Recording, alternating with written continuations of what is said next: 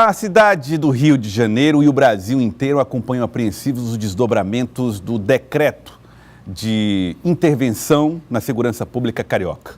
O medo é que isso represente abusos ou dê espaço para o cometimento de abusos e desrespeito à legislação. Nós estamos recebendo aqui no estúdio do Jornal do Piauí o especialista em direito constitucional, Dr. Berto Igor, que vai conversar conosco a respeito deste tema. Dr. Berto, boa tarde, seja bem-vindo aqui ao Jornal do Piauí. Obrigado pela oportunidade, boa tarde a todos. Obrigado por aceitar também o nosso convite, Dr. Berto. Ontem o Congresso aprovou o decreto do presidente Michel Temer, a Câmara dos Deputados aprovou. O que é que isso autoriza o governo a fazer de olho na Constituição? Por enquanto não autoriza nada, porque é pendente ainda a aprovação do Senado. Pelas notícias que eu li até agora há pouco, vai ser encaminhado para a votação hoje. É preciso um quórum de maioria simples, ou seja, os deputados presentes, a metade mais um, né, como a gente costuma dizer. E aí sim o decreto vai entrar em vigor e aí sim ele vai começar a produzir seus efeitos. Mas é necessário que haja primeira aprovação pelo Senado. O que tem sido dito pelo general Braga Neto é que o planejamento já começou. Pelo menos o planejamento já é possível de ser feito? Sim, o planejamento é possível porque planejamento não implica em execução. Você pode planejar, mas para executar os atos é preciso que o decreto esteja vigente e não é o caso ainda. Muita gente está comparando desta decisão ao ano de 1964, quando se observou aqui o golpe militar, o regime militar. É possível fazer essa comparação? É possível fazer em alguns aspectos, mas é preciso fazê-lo com muito cuidado, é preciso fazê-lo com bastante cautela. Primeiro, porque a Constituição ela estabelece uma intervenção federal. E aí já é diferente da intervenção de 64, porque ela foi militar. E qual a diferença? A diferença é que na intervenção militar, os militares, ou seja, as Forças Armadas, não respondem a ninguém. Na intervenção federal, o interventor, ainda que seja um militar, como foi o caso escolhido pelo presidente Michel Temer, ele responde ao governo civil, ele responde ao Estado, ele responde à Constituição do Estado do Rio de Janeiro, ele responde à Constituição Federal do Brasil. E, além disso, outra diferença significativa é que a intervenção, essa do Rio de Janeiro, ela foi limitada à segurança pública. Então, dá para a gente comparar, mas são coisas bastante diversas. E por que o senhor disse que dá para comparar? Porque, pelo que o senhor disse, não dá para comparar, né? Dá para comparar porque ele escolheu um militar e disse que a intervenção é de natureza militar. No decreto, consta que a intervenção é de natureza militar. Isso, inclusive, está gerando uma grande polêmica, porque se a intervenção é, de fato, de natureza militar, ou seja, se os militares não obedecem ao comando do Estado do Rio de Janeiro, à Constituição estadual... Ao governador eleito. Isso. Aí a intervenção se torna inconstitucional, porque aí seria uma intervenção militar e não existe previsão de intervenção militar na Constituição. Quer dizer, então, doutor, que a maneira como foi posta, inclusive em decreto, pode tornar essa intervenção inconstitucional? Pode, mas a gente não pode afirmar nada ainda. Por quê? Porque a gente pode entender que ele apenas escolheu um representante como um militar para ser o interventor e que vai usar as forças do Exército. Entendeu? Mas para que se configure efetuamente uma intervenção militar proibida pela Constituição, a de 64, é preciso que os militares tomem o poder. Entendi. Mas quando ele diz, olha, o governador do Rio de Janeiro não tomará mais nenhuma decisão em relação à segurança pública. Um governador que foi democraticamente eleito, escolhido pela população, bem ou mal, a população é quem escolheu. De repente, segrega, tira ele da jogada, coloca um comandante militar para a segurança pública. Já não seria uma forma de desrespeitar a independência do Rio de Janeiro? Exato. É uma forma de reduzir a autonomia federativa. Nós vivemos numa república federativa, as entidades federativas elas têm autonomia, todos os estados, municípios, Distrito Federal e a União. Só que, exatamente na intervenção federal ou na intervenção estadual, no caso aqui a intervenção federal, que é da federação, da União no Estado, acontece justamente essa flexibilização da autonomia, essa redução da autonomia do ente federativo, no caso do Estado. Então, isso é previsto constitucionalmente pela Constituição. Só que, como eu disse, o interventor está subordinado à União, ao presidente, no que tange a matéria de segurança pública. Nas demais matérias, ele não tem ingerência nenhuma, permanece o governador. Entendeu? Então, esse é o grande X da questão. E aí, como disse, como está escrito apenas no papel, e a gente ainda nunca passou por isso depois de 88, né? Nunca não, mas depois de 88 nunca tivemos situação parecida com essa regulamentação constitucional, então nós temos que esperar para ver. Né? E aí, caso fique configurada de fato essa intervenção militar, ou seja, se os militares realmente tomarem o poder, agirem contra os direitos fundamentais protegidos pela Constituição, aí nesse caso vai chover ações de inconstitucionalidade perante o STF. O repórter Délio Rocha está lá em Brasília e vai trazer para nós informações a respeito de como é que está tramitando essa história da aprovação, apreciação do decreto pelo Congresso Nacional. Délio Rocha, boa tarde para você. A Câmara já aprovou. Falta agora o Senado Federal. Délio, boa tarde. Boa tarde, Joelson Giordani, boa tarde a todos. A Câmara aprovou e o governo teve uma vitória fácil, Joelson. 340 votos a favor do decreto presidencial, 72 votos contrários e uma abstenção. Hoje à tarde, numa sessão marcada para as 16 horas, vai ser a vez dos senadores analisarem esse decreto. E tudo indica, Joelson, pela maioria que a base governista tem nas duas casas, é que esse decreto seja confirmado, que o governo tenha, então, o aval não só da Câmara, mas também do Senado, para que esse decreto, para que essa intervenção continue vigorando até o final do ano. E hoje pela manhã, Joelson, eu conversei sobre esse assunto com o deputado José Guimarães, que é o líder da minoria aqui na Câmara, o deputado Guimarães, que é do PT do Ceará. Ele é um crítico dessa intervenção no Rio de Janeiro e ele falou de muitas preocupações que ele e outros parlamentares têm em relação a essas ações que foram planejadas para o Rio, como, por exemplo, Joelson, a falta de um plano nacional na área de segurança pública que possa integrar todas as políticas estaduais, né, que são voltadas para essa área. Hoje não existe isso. Seria algo parecido com o que acontece na saúde e na educação. Ele também se mostrou preocupado com a falta de verba, porque essa intervenção não está prevista, não tem um orçamento ainda desenhado pelo governo federal, isso ainda vai ser anunciado. E ele ainda falou sobre a violência no Nordeste, que reúne estados com índices de violência ainda maiores do que o Rio de Janeiro. E a gente vai ouvir agora um trecho dessa entrevista.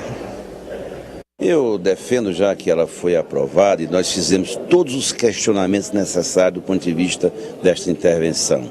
Exigimos relatórios circunstanciados sobre as operações até então realizadas e não relatadas, nem se sabe os resultados dela, os investimentos que foram feitos. A falta de planejamento, como é que você faz uma intervenção tão drástica, tão enorme como essa e não tem um planejamento? Sequer sabemos de onde é que virá o dinheiro para as Forças Armadas realizarem as operações. O Rio de Janeiro ocupa essa principalidade em função daquilo que é divulgado pela mídia. Tem estado do Nordeste, por exemplo, que os índices de violência são bem superiores. Aliás, em todos os quesitos, o Rio de Janeiro está em torno de 8º e 10º lugar. Não é o estado que tem o maior grau de violência em todas as áreas, Portanto, nós precisamos dar conta disso, que o problema da segurança pública é um problema nacional. Não é só o problema do Rio de Janeiro. Claro, vem o Carnaval do Rio de Janeiro, tem o melhor carnaval do mundo. Tudo que acontece lá ocupa a principalidade do país. E por isso que o foco é Rio de Janeiro. Mas nós não podemos, foi um erro grave do governo, direcionar as ações da segurança, de enfrentamento da violência só para o Rio de Janeiro. Há que ter um plano nacional. Joelson, eu queria voltar ao estúdio até com uma pergunta para nosso especialista, porque ontem foi decidido que serão utilizados no Rio de Janeiro mandados de busca e apreensão coletivos para que isso possa facilitar a atuação das Forças Armadas nas comunidades. E também queria saber dele em relação à questão do controle, porque hoje eventuais abusos cometidos por essas forças que serão utilizadas no Rio de Janeiro serão julgados pela justiça militar, quer dizer, vai ter um controle menor da justiça civil. Isso na prática, qual o impacto que isso pode ter? Tá certo, muito obrigado, Délio. Doutor Berto Igor. É muito importante que a gente ressalte, primeiramente, que os direitos fundamentais, os direitos e garantias individuais previstos na Constituição, eles permanecem intactos. Não é uma intervenção federal que vai fazer com que esses direitos fiquem reduzidos. Então, isso é uma dúvida muito frequente. porque essa redução só ocorreria no caso de guerra, em casos excepcionais, mais do que esse, mas a Constituição não autoriza. O que a Constituição veda, na verdade, é a possibilidade de emendas durante a vigência do decreto, mas os direitos fundamentais estão 100% protegidos. Com base nisso, essa resposta é a base para responder sobre os mandados de busca coletivo. É possível mandado de busca coletivo? No meu sentir, não. No meu sentir, não, porque não está previsto constitucional nem legalmente. Então, seria ilegal uma história de mandado de busca coletivo. Teria preciso uma individualização. Pode ser que haja uma individualização maior, pode ser que haja uma amplitude menor, mas genérico por si só não pode. Né? Então é preciso tomar muito cuidado com isso. Mas não existe mandado para um bairro inteiro? Exato. Isso aí não, para uma rua inteira? Não, como o ministro da Justiça, Raul Jungmann, disse que a justificativa dele era o seguinte: olha, o desenho urbano do Rio de Janeiro é muito peculiar, é fácil de se esconder, então é fácil mudar de uma casa para outra. Isso não justifica a modificação. No meu entender, não. Mas nós temos, por exemplo, no próprio Rio de Janeiro, essa situação já ocorreu. Então nós temos um posicionamento contra e um posicionamento a favor. O posicionamento contra é mais ou menos na esteira do que eu estou dizendo. O posicionamento a favor é, olha, nós estamos vivendo uma situação excepcional e, portanto, precisamos tomar medidas excepcionais. É um argumento que foge à legalidade. Né? Então, assim, é possível que a gente pense em outras formas de mandato, de busca. Eu entendo o lado da polícia, eu entendo esse argumento, mas não por isso a gente pode estender indefinidamente. Eu acho que poderia, não sei, também não é a minha área policial, mas buscar individualizações, várias individualizações. Através de serviços de inteligência, exato, pontuar ali quem são as pessoas. Fazer de forma mais pontual, mais calculada. Bom, mas do ponto de vista jurídico, eu não entendo como possível, da forma como está sendo feito. Pode ser que de outra forma, mais adaptada, sim, mas da forma como está sendo feita, me parece inconstitucional. Justiça militar envolvida no caso? Outro ponto também que me causa espécie, porque se ele vai exercer o papel de polícia, né, se ele vai atuar como polícia, ele tem que responder perante a sociedade. E se ele está atuando como polícia, ele não está atuando como militar. Não é isso? Se ele não está atuando como militar, ele não tem que responder perante a justiça militar. Né? Ele não está fazendo a função principal do Exército. Ele está fazendo uma função excepcional, que até entendo que é possível que haja essa função, que o Exército, excepcionalmente, como é o caso, possa, temporariamente, como é o caso, ajudar ou fazer as vezes da polícia. Mas se ele o faz, ele tem que arcar também com as mesmas consequências. O que o legislador quer ou propõe, qual era o desejo do legislador quando impediu que, em situações assim, projetos de emenda à Constituição fossem impedidos de serem feitos? É justamente evitar situações ditatoriais.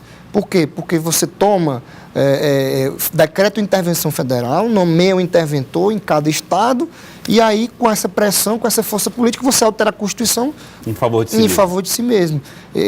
Nós vivemos essa experiência nas décadas anteriores, antes da Constituição de 88. É por isso que a Constituição criou essas cláusulas pétreas. São situações em que a Constituição não pode ser alterada. Para proteger a Carta Constitucional. Para proteger a própria Carta Constitucional. Por quê? Porque nossa Constituição ela surgiu, ela foi escrita, ela foi promulgada democraticamente por uma população, por um Congresso eleito com esse fim e representando, pelo menos teoricamente, né, representando o povo e pensando em normas para o povo. Eu queria agradecê-lo, doutor Berto Igor, muito obrigado pela participação conosco aqui, por nos ajudar a entender um pouco mais desse momento tão delicado que envolve o Rio de Janeiro e que afeta todo o Estado brasileiro, todo o Brasil, toda a nação. Obrigado por tudo. Eu que agradeço pela oportunidade de poder esclarecer também e infelizmente a gente não pode esclarecer muita coisa, porque ainda tem muita água para rolar debaixo dessa ponte. Então eu estou falando tudo aqui do ponto de vista teórico, né? Mas vai que amanhã o STF muda o entendimento e diz que isso tudo é constitucional. Isso tem acontecido comigo em sala de aula.